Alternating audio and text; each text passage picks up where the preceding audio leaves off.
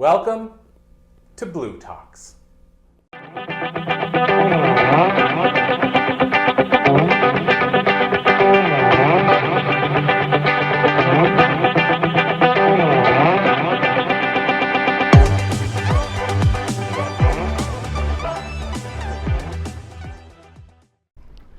Hello everyone, glad to be here. I have important things to ask you today. First thing, what is your most valuable asset? I want you to think about that for a minute. Is it your nest egg you're saving up or having the stock market bounce up and down? How about your cabin way up in the woods somewhere? Or maybe it's the time that you don't want to lose. All the different things that you can have. What is your most valuable asset?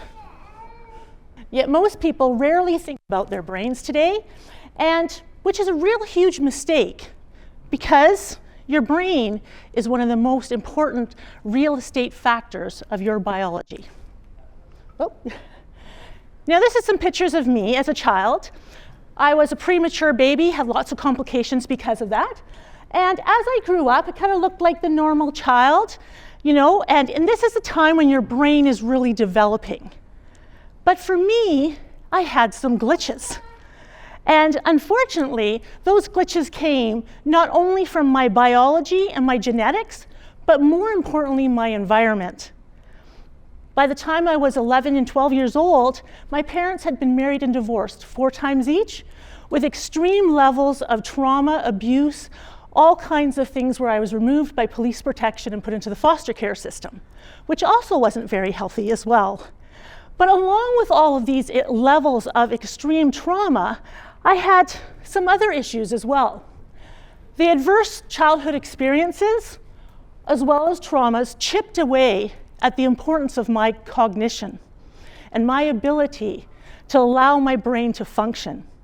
Not only did I have my parents with maternal depression issues and complications from their life and their brokenness that passed on to me, but also, along with all of the emotional neglects and physical neglects, I also was dealing with epilepsy and dyslexia that weaved all the way through this. My parents were also incarcerated. I was removed by police protection and continuously relocated all over the place. And when these things happened, I had no solid foundation, no support, no ability to make friends, or really feel a true belonging because you're continually uprooted. So why was my brain not working? Or why was it not functioning well? I felt like I needed to throw it in the garbage. That was the brain I had. But effective learning at school and in the environment didn't work for me. The school system back in the early 70s didn't like having someone like me in the school system.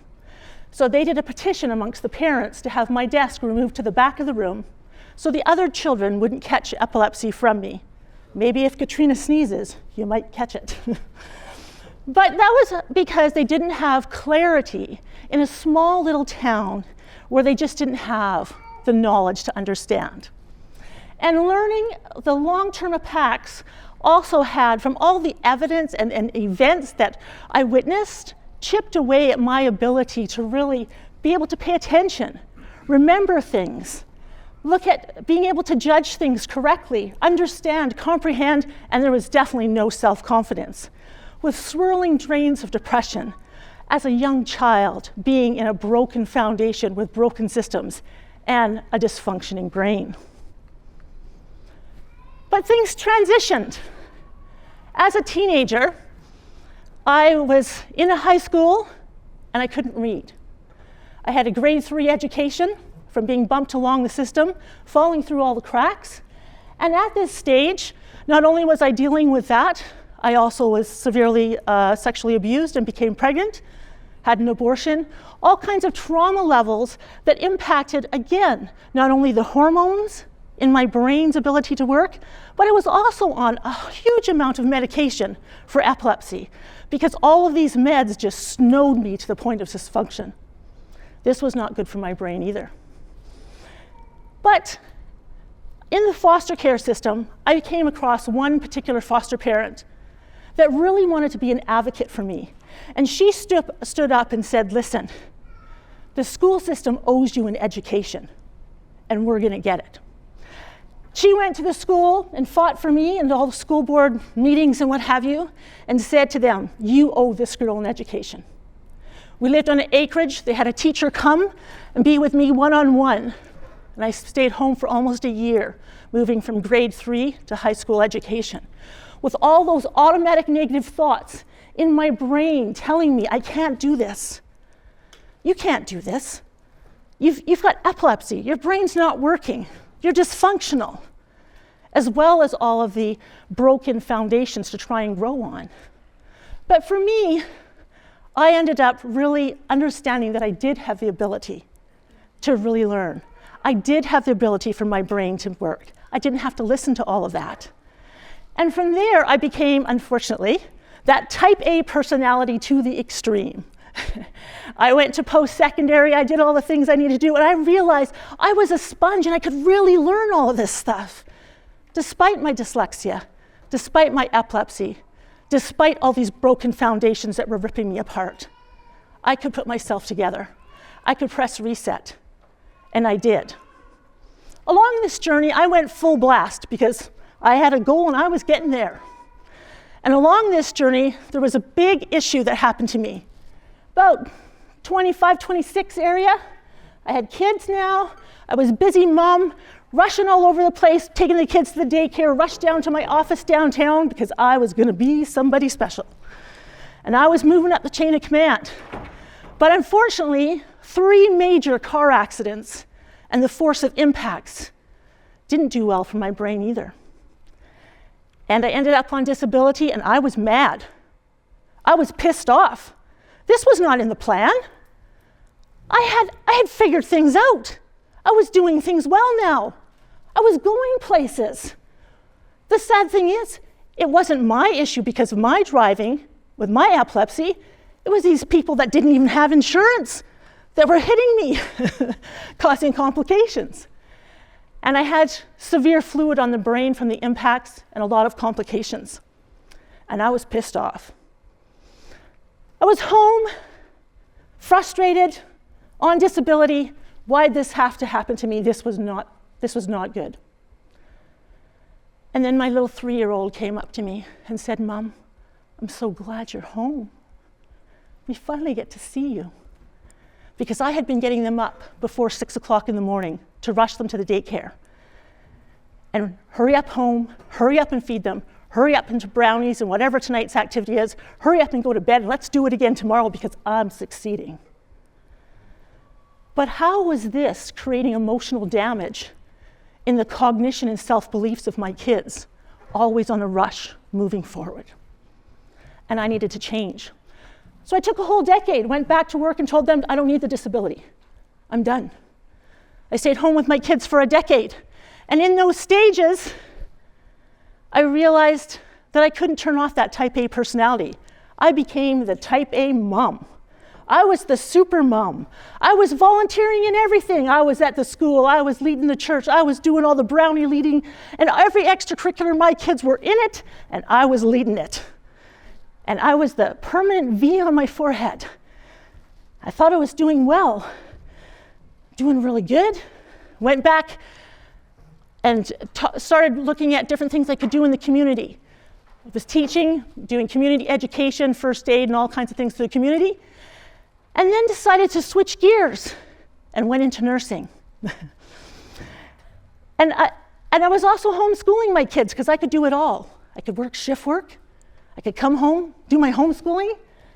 And I transitioned from this broken business person into this person that was going to really touch and change people and be there for them when they needed help. Because I didn't get that help. And I was going to be that extreme helper to move these people. But in the process of doing this, and working 16, 18-hour days, double shifts all the time, putting my own needs on the back burner because they needed me to do this. I was obligated to stay there and be there for the transitions. I felt that desire and calling. I can't go home. Sometimes they would say to us, none of you staff go home tonight until one of you stays for a double shift. And I would say, okay, well, You have a 2-year-old. You go home and be with your 2-year-old. I'll just call my kids. They'll make their own dinner. I don't mind once in a while. But that once in a while, I made the mistake of not having personal boundaries and allowing that to eat away at me. I was great. I was a great employee. I didn't sleep, didn't do a lot of things. And it caught up with me. I was putting myself on the back burner far too often. And in geriatric and palliative care, you see these issues break down on people. But I didn't see the reflection in the mirror of how these things were breaking me down. I ended up with a severe grand mal seizure where I went cyanotic, stopped breathing, and my son had to call 911 and report and respond to his mother, who was in a full code in front of him.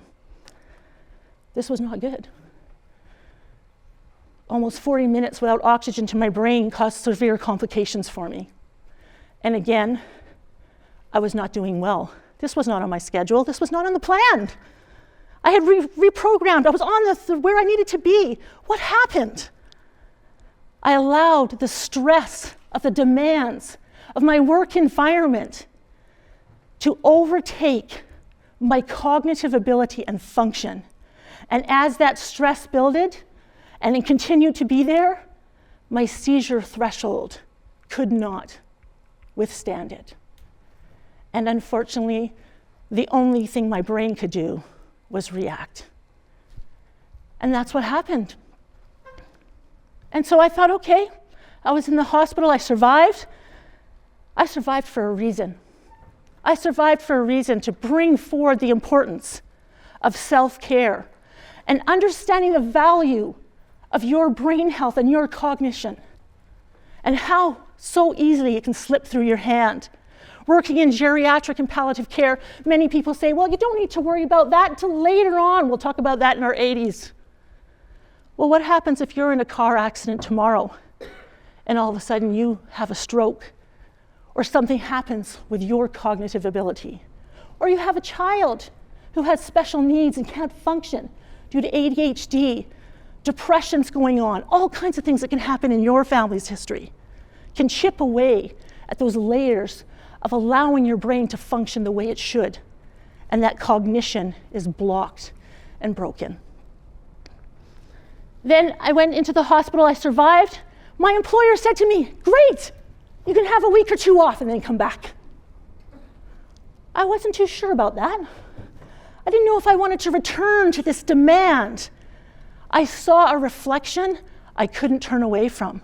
I saw what this had done to me, the stresses of society, and I was surviving and thriving in these stresses. This is what I wanted for my life, but something wasn't right. So I switched gears and went back to post-secondary, again, at the same time as my children, which was very unique because my husband and I, my son and I were in a biology class today in the beginning for anatomy and physiology, and we were learning about sex. And they had a picture of a stork coming. And here I am in the very back in the nosebleed section. My son's like up at the front little nose grinder stage. And I'm yelling from the back saying, see that stork? That's how you got here. Remember that. Don't believe anything else.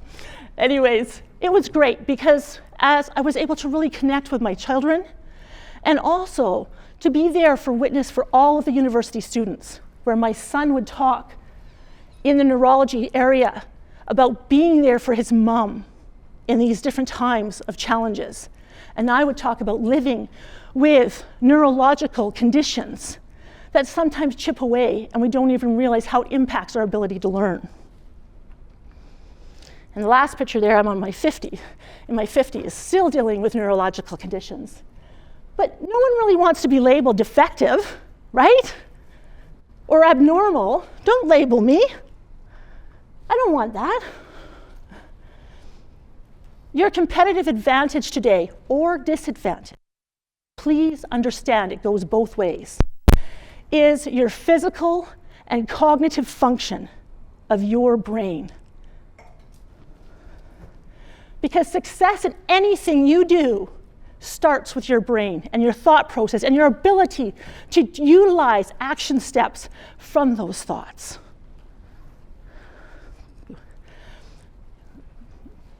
You can go through all of that. Your brain is the most amazing in the universe. We have 100 billion neurons, more than the stars are in the galaxy in your brain. 2% of the body weight, but uses 30% of your calories. 20% oxygen and blood flow, and the most expensive real estate in your body. Now think about your car. What kind of fuel are you putting in it? What kind of car are you choosing because you want that big fancy vehicle? It's on your value. But what are you doing to the most expensive real estate in your body? Go ahead. Everyone wants a better brain. I'll trade this one in. This isn't the one I wanted. I want to have a little more spunk in my brain. We all want something better with it. But what are you doing to make those action steps to really embrace your cognitive function and allow that to grow? Go ahead. Katrina's brain envy health journey. I became envious of all of these great brains out there that wasn't mine. And I was walking a journey where my brain was pivoting in different stages and changing the focus and direction of that journey. And I had to figure that out.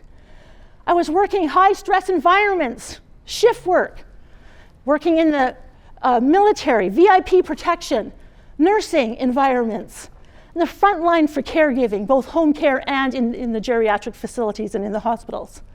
Lack of sleep, self-care wasn't even on the window.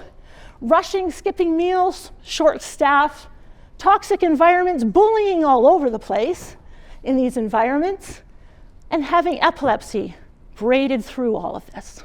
Go ahead.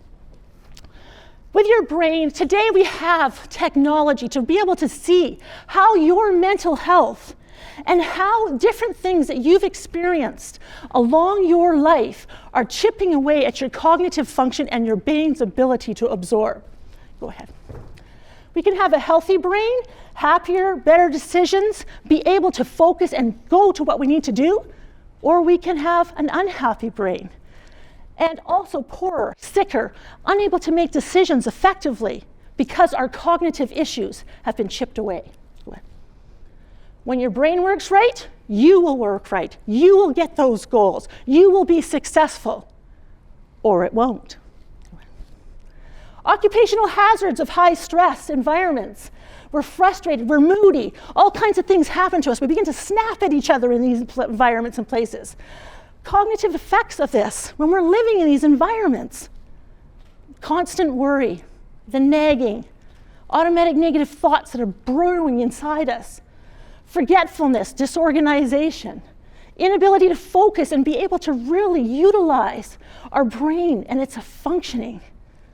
Poor judgment happens, and so many different negative side effects from this area of stress in today's society.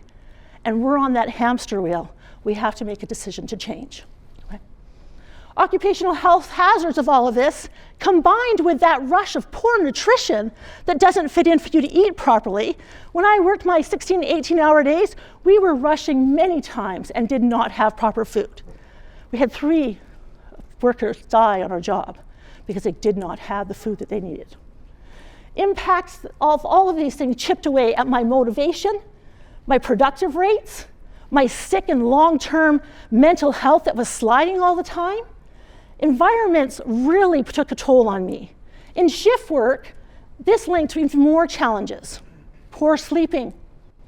Even when I did get into bed, I'd be there with my little phone watching something because I couldn't sleep. I'd come home from serious trauma and I would replay that and replay that and replay that and have to get myself to sleep from all of this areas. I just couldn't sleep. Then came COVID. And I had moved away from the geriatric world. I had pivoted and began my own business to help people with brain health.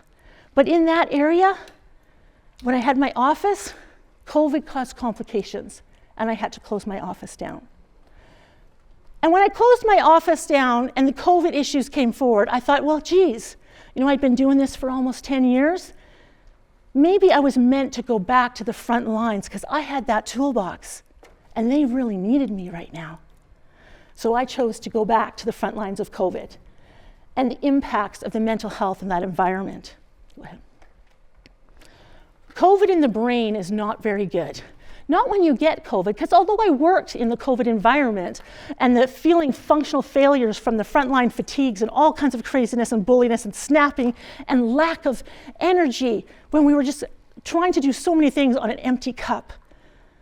But with the brain, I also was concerned about getting my vaccines because all different medications that I was on in the past caused issues. So I needed to know a little bit more and research how this is going to impact brain health. Today, 50% of Canadian people experience mental health, and that's increasing. COVID did not help in these areas. And people struggled before, even more so now that they were in isolation or the stress of what is happening. Our stress levels were being fueled by what the media was saying in the news, like Corey says, don't focus on the news. Okay? Finances were changing. People were losing jobs. Security, food accessibility, as our prices are going up. All of these stresses were really impacting us and chipping away. And if you lived as a child with fear and really feeling that anxiety from all of these things that can pull out from underneath you, this was causing complications to come back in those layering of mental health again. These things really impacted our brain and also the way our bodies were adapting to these changes. Go ahead. So starting today, let's create a ripple of change. What if mental health is really brain health and you have the ability to do something about it? What if you used your grocery cart for the power of food? And food is medicine, like we talked about. But also, I love how Dr. Amen says, only eat food that loves you back. There's so many foods that don't. Brain health is 3 simple strategies. You must have brain envy. You have to love what is happening with your brain and how it functions. And avoid everything that's going to hurt your brain. And sometimes, like me, you couldn't avoid those things. But we do the best we can and engage in as many regular brain healthy habits as we can. Go ahead. Avoid anything that hurts our brain. Head trauma. Like when you're going to impact, like a road, for example, off a bike, this is going to be something that unfortunately is going to cause complications for your brain.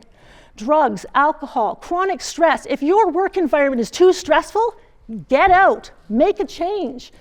Sleep deprivation, all of these things impact our brain health, and we have the choice every day. Go ahead. Avoid things that hurt our brain. These things that hurt our brain also contribute to complications in the blood flow through the brain area. Retirement and aging. Everyone wants to have a great retirement. What if you don't make it? Okay? Inflammation, genetic vulnerability. So many things can be here that impact our brain. Go ahead. But poor nutrition impacts not only the way that your employers are functioning, also the way that you are functioning and your kids and your whole family around the dinner table. We want to decrease our energy, increase irritability, mood swings going up like crazy, reduce mental clarity and function. You want your kids to really be able to embrace what they're learning at school. When we end up with all divorces, our finances change, and so does the quality of the food and how that impacts the mental health of the kids. And obesity, disease, and all kinds of things contribute. Go ahead. So the real weapons of mass destruction are the choices we're making at the grocery store. What are you choosing to place in that is helping or hindering your cognition, not only today for yourself and your kids, but also your investment to have that cognition later? Go ahead. Lack of fluids impacts your brain. This is something my husband was really bad at because he'd work 18-hour days on the oil field and wouldn't drink a single thing. And I would say to him, what the heck are you doing? And sometimes in nursing, I was doing the same. But fluid is important. It creates problems for fatigue levels, impacts our thoughts, memory, hormones, our neurotransmitter functions on our brain, reduces mental function, and all kinds of other things. Go ahead. Our body is 70% water, but our brain is 80%. Only 2% dehydration impacts your ability of your brain to work effectively. Did you take in the fluid you needed today? How about this week? Are you allowing your brain to work effectively or not? Go ahead. So food affects our mood. We're always going up and down on a roller coaster of effects all the time. We can have dehydration that impacts us. Protein, if we don't have protein that our body really needs to be able to allow the brain to work effectively. We want to develop proper gut health because a lot of the work in our brain comes from the proper gut focusing of the nutrients we're eating that either improve our gut health or destroy it. Stable blood sugars, eat meals, don't skip them. It causes complications again for your brain, and eat a whole rainbow of colors. Go ahead. Reduce stressing foods. How do we choose foods that are going to be medicine for us? We have veggies like asparagus that help balance the moods. Saffron's another one, natural antidepressant. And oils. We have carbs that we can choose. All types of things. Are they in your grocery cart today or not? Go ahead. Brain boosting foods, turkey loaded with tryptophan that really produces that serotonin to level out the moods for us. Swiss chard helps us with magnesium to allow the nerves to function effectively. We look at pumpkin seeds loaded with zinc, and that zinc is a stress reduction ability for us. Are we eating it? Parsley, stress-busting herb. Lots of us see it on the side of a plate, but are you actually eating it? And asparagus also supports to reduce our anxiety. Go ahead. So what's in your office at work? Have you made some changes, or are you still eating from the vending machine? Go ahead. How can we improve that next staff meeting? By allowing our brains to be functioning at that time. Go ahead. So again, regular habits that we can choose from making our sleep choices, our food choices, our exercise, and the way that impacts our brain. So what's your brain and cognition worth to you? 20 years in the dementia ward, I saw many people lose their cognitive ability, and at end of life, wish they had said so many important messages to their family members that they didn't have the ability to. Go ahead. So unique special family moments are layered in our minds, in our cognitive windows, at happy times in our life. Not only now, but also in our whole family. Go ahead. This is my daughter and my son, Bettina and Tyler. And they also had different cognitive challenges along the way in post-secondary and what have you, and moods that went up and down. But I was there to allow them to have the tools that they need in their toolbox to function along that journey. Go ahead. This is my granddaughter, Amy. And I want to be that grandma that's there to be walking alongside her and cognitive down the road so we can have those special moments. Special moments bring us together. And sharing these special memories, the love we have, and the family legacies we can pass on to each other. This is my dad. And although I had extreme brokenness as a child, and my family was ripped all apart, I have the ability to put it all back together.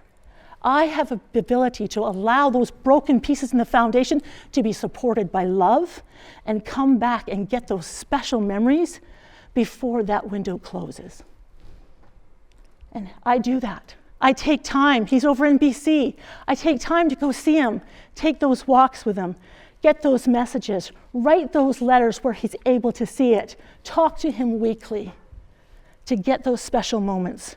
Are you doing that with your family to get that cognitive deposit before that window closes? Cognition continues to change throughout our life journey. Embrace its value before it's gone, starting today. Thank you so much, everyone.